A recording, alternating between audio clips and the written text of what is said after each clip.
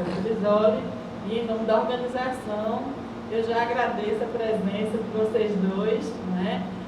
Que na sequência do trabalho que o Nicolas fez com a gente aqui no início, né? Nós temos um primeiro dia dessa semana extremamente importante, e aí partimos, assim que ele fizer suas considerações, nós partimos para os debates.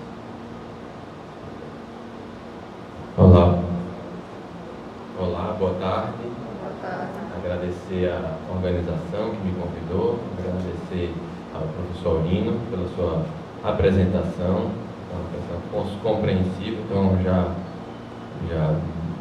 considero que muitos dos termos fundamentais foram apresentados, e eu pretendo que a gente faça uma exposição dialogada, então vocês podem ficar à vontade para intervir, vou fazer algumas perguntas, se vocês quiserem responder, mas se vocês não quiserem responder em voz alta, procurem responder para si próprio, e o material expositivo vai ser a consciência de vocês e a percepção do corpo de vocês. Então, por favor, considerem o que vocês estão sentindo no corpo de vocês e o que passa na mente de vocês como meu material de apresentação.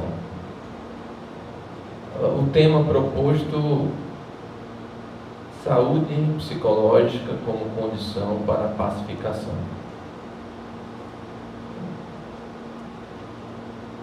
Ser capaz de estar diante do desconforto do não saber é condição para a pacificação. Então, vou começar pedindo que vocês contemplem essa ideia, o desconforto diante do não saber.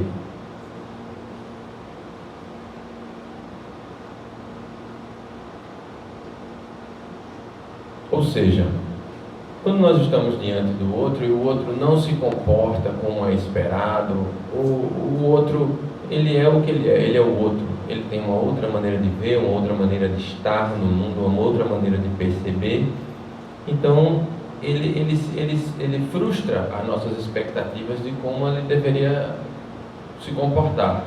E dependendo de como essa frustração nos toca, dependerá do grau de amadurecimento psicológico, ou do grau de desenvolvimento psicológico da pessoa, o quanto que ela vai tolerar de desconforto no não saber a respeito do outro. Se a pessoa está em sofrimento, ai, meu cotovelo está doendo, ai, está doendo, meu cotovelo não toca em mim, ai. Todo mundo sabe, já passou por isso. Você tem uma ferida aberta, ele leva a querer proteger-se. O mesmo acontece do ponto de vista psicológico. Se você está em sofrimento psicológico, a tendência é procurar proteger a sua identidade, procurar proteger, né, a sua noção de mundo, procurar o seu mapa de realidade. E quanto mais sofrimento as pessoas estão, mais difícil é delas, né, se abrirem a uma outra possibilidade. Então, esse trabalho do bem-estar psicológico é uma condição, um fundamento para que a pessoa possa se abrir, dar um passo a mais. E daí está justificada as nossas terapias, as nossas abordagens psicológicas, que tem um elemento de ajudar a pessoa a se sentir melhor. Porém, se sentir melhor não pode ser o objetivo, pois esse é o objetivo, se sentir melhor da sociedade que nós estamos vivendo. É maravilhoso ter inúmeras gadgets que nos fazem nos sentirmos melhores, mas se nós não temos uma cultura que igualmente educa as pessoas para tolerar ou para aceitar e estar diante do desconforto, diante do desconhecido, nós vamos ter sempre problemas. Então, essa noção do que não sabemos é, por exemplo, fundamental quando nós estamos lidando com dogmas. Então, uma das estratégias de procurar uma suposta paz no mundo é uma estratégia de antemão, do meu ponto de vista, impossível, mas é fazer com que o mundo todo pense igual. Algumas pessoas têm essa estratégia. Nós teremos paz no mundo quando todo mundo pensar igual a gente. Todo mundo. A gente precisa tomar cuidado para não escorregar nisso. Mas tem alguns grupos que atestam isso claramente. Quando todos forem acreditarem nesse mesmo conjunto de pensamentos e seguirem esses mesmos conjuntos de comportamento, nós teremos paz no mundo. E isso é o discurso do Darth Vader. O Darth Vader, ele propõe que todos nós, ele e todas as figuras que pretendem dominar o mundo, apresenta alguma forma de criar uma utopia onde todos vão se comportar igual, vão se colocar da mesma maneira.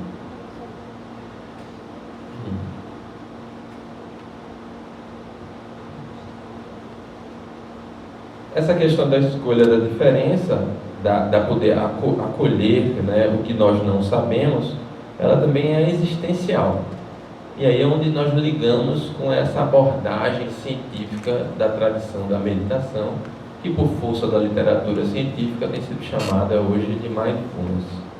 Nós tentamos outro nome também, que é a atentividade ou a atenção plena, mas nós estamos hoje usando o nome como está se usando no resto do Brasil, fortalecendo esse movimento, então nós estamos chamando de mindfulness também. E como é que nós pretendemos trabalhar essa questão do desconhecido?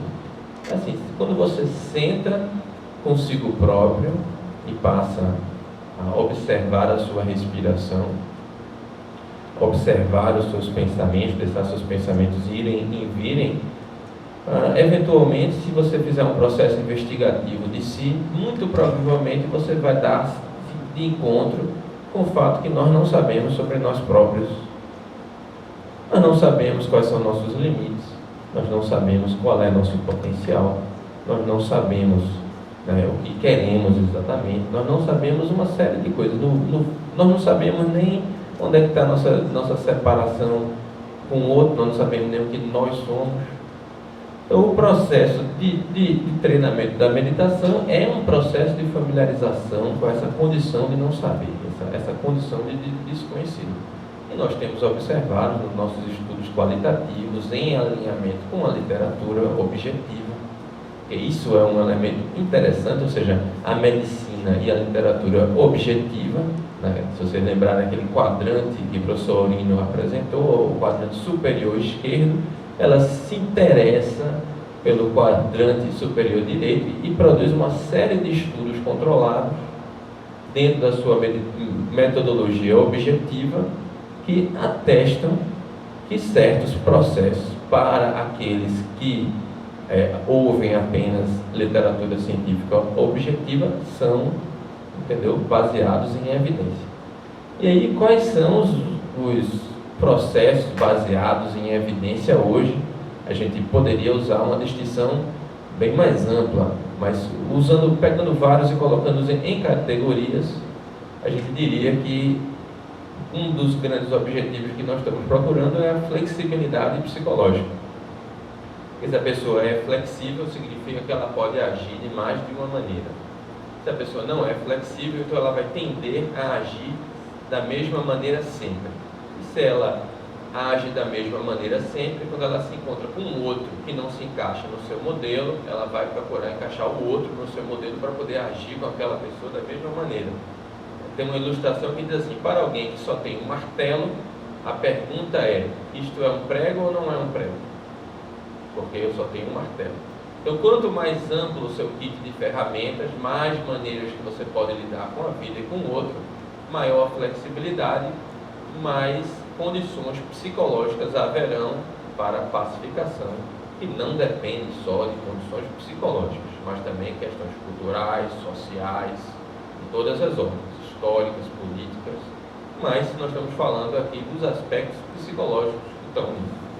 Então, ser capaz, 6 processos, para ficar uma coisa assim, 6, vamos lá.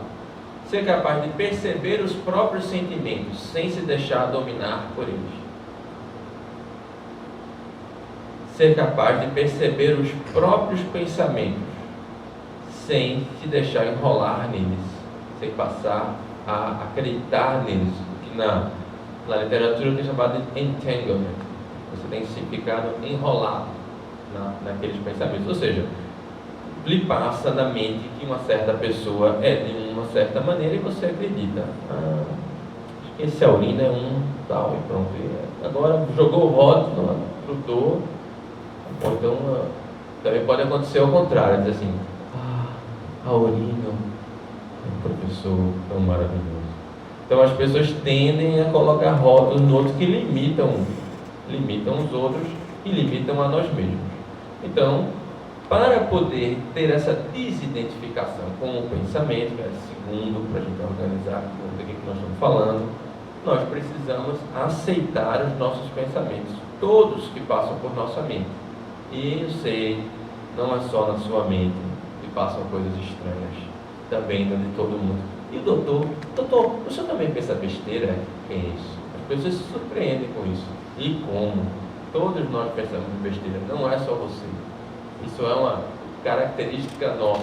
Tem uma coisa que diz assim, se pegassem todos os nossos pensamentos e botassem outdoors pela cidade, todo mundo teria problemas, não seria só você. O próximo é a questão de ser capaz de direcionar seu foco, ou que está se colocando como flexibilidade enraizada. Novamente o exemplo que foi dado Nicolas deu, que é trazer a sua atenção para o presente. E isso as pessoas falam, eu não consigo ter atenção, eu não consigo direcionar a minha atenção. Agora, não nos falta propriamente capacidade de atenção, porque isso, embora seja desenvolvido, leva um tempo para desenvolver.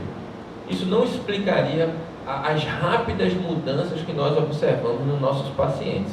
Em cursos curtos de 2 semanas, de 2 meses, a gente vê enormes mudanças. O desenvolvimento da atenção enquanto capacidade não explicaria. A nossa atenção é muito mais porque nós nos enrolamos nos nossos pensamentos e nos envolvemos nos nossos sentimentos. Então, ser capaz de deixar ir é uma estratégia fundamental para poder direcionar a atenção. A outra é a questão da presença, porque você pode estar direcionando a atenção de uma forma automática ou automatizada, porque são os seus padrões, mas além disso, estar presente para a sua ação no mundo, ter um senso de ser um ser humano acordado, escolhendo as suas decisões, estar presente para a sua própria vida, é uma coisa fundamental. Então, nós chegamos aqui no quarto, temos mais 2. Então, 2 a respeito do sentimento e do pensamento. 2 a respeito de direcionar a atenção e fazer isso de uma maneira acordada, presente. E outros 2 que têm relação com nossos valores.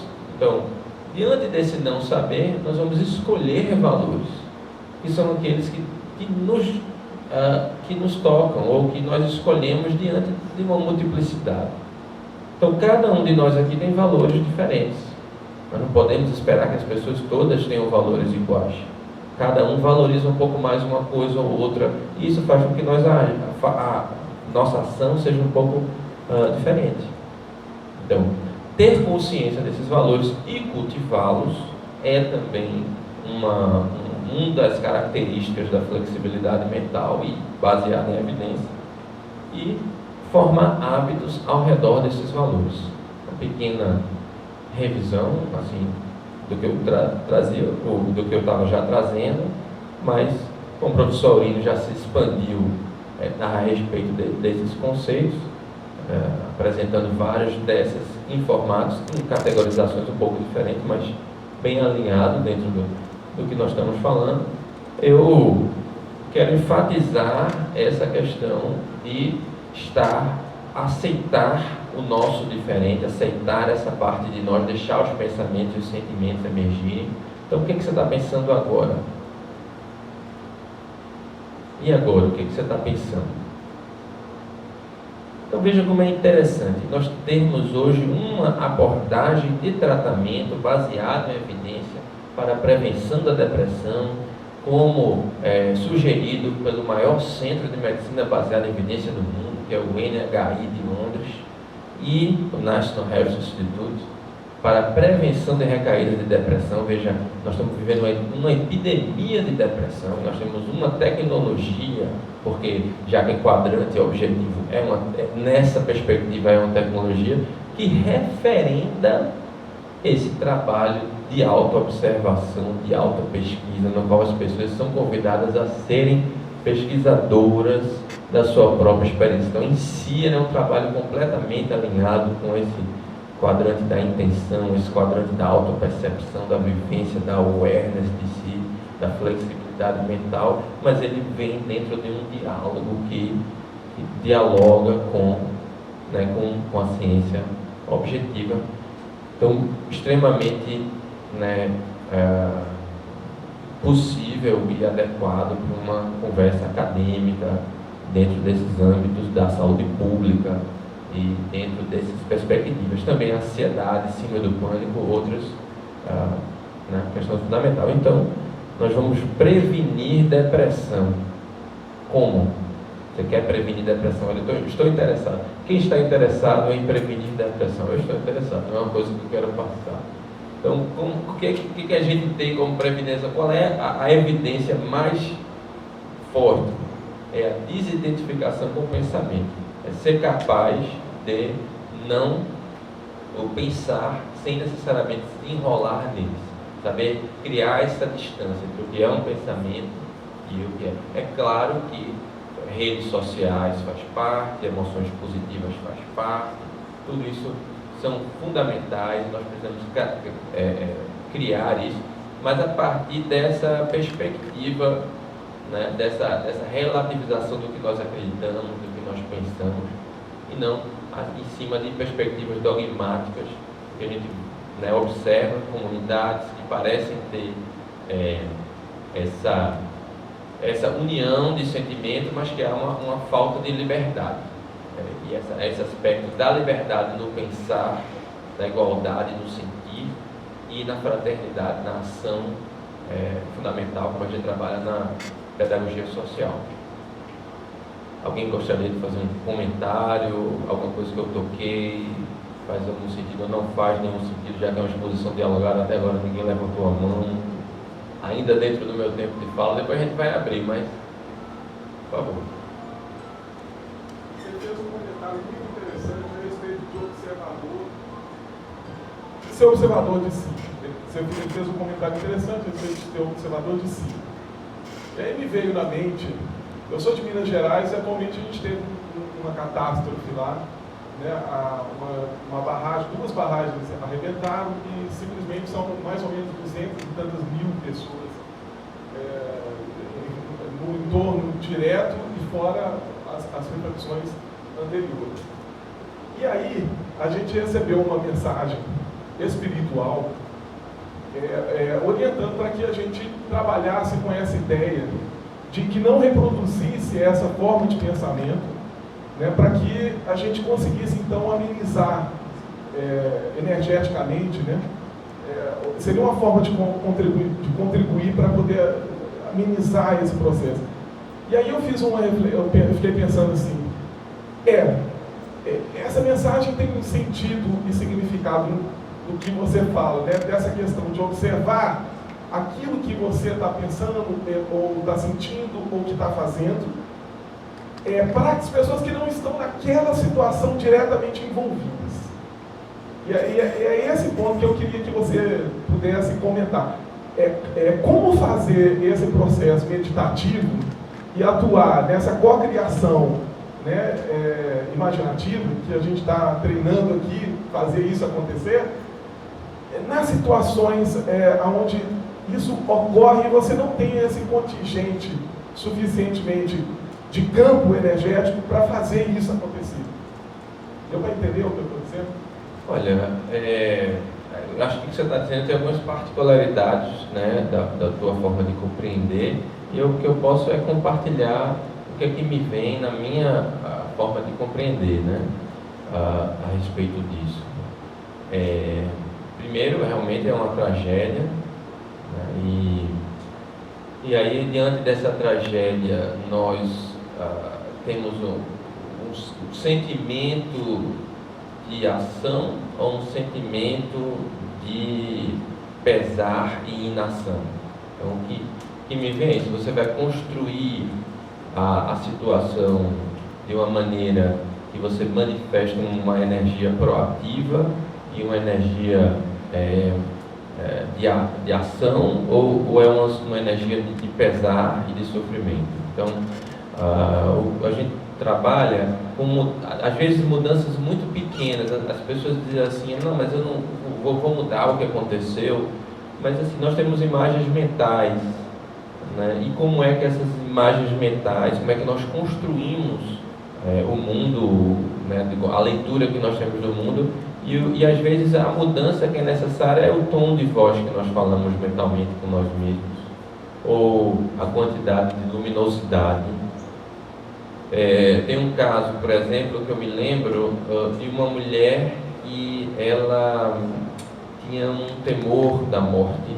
Assim, na verdade é um caso que começa com dor, da dor ela identifica, vem na percepção que tem uma tristeza muito grande. Nessa tristeza tem um medo de morrer, nesse medo de morrer tem uma imagem dela morta, e a imagem é uma imagem escura. Simplesmente trabalhar essa mesma imagem, ela estando clara, ou seja, ela continua visualizando ela morta num lugar, só que não está escuro, está claro, para ela fez toda a diferença psicológica. Então, eu só estou assim, o que me vem é que às vezes é como um filme. Se a gente imaginar um filme, o filme ele tem elementos que são assim, da luminosidade, da como as cenas passam, como o som que é usado, como é que aquilo se junta e gera a experiência do filme. A mesma coisa é a nossa história mental. A nossa história mental também tem esses elementos. Ele tem um elemento filmográfico. Nós somos os diretores dessa história. E como é que nós construímos essa história. Então, mudar o roteiro, eu creio que é um pouco uma agressão em relação a si próprio. Mas nós podemos, talvez, mudar a fotografia, ou mudar o som, ou mudar a luz, mudar outras condições que fazem com que aquilo mude, né? Da nossa experiência, do que aquilo está provocando na gente. Mas aí, diante do fato real que aconteceu no mundo, e acima de tudo uma tragédia, a gente precisa se conectar com nossos valores. Quais são os nossos valores? E aí aquilo que o professor Aurino enfatizou também, que tem esse aspecto dos valores, porque, né, qual é o meu valor?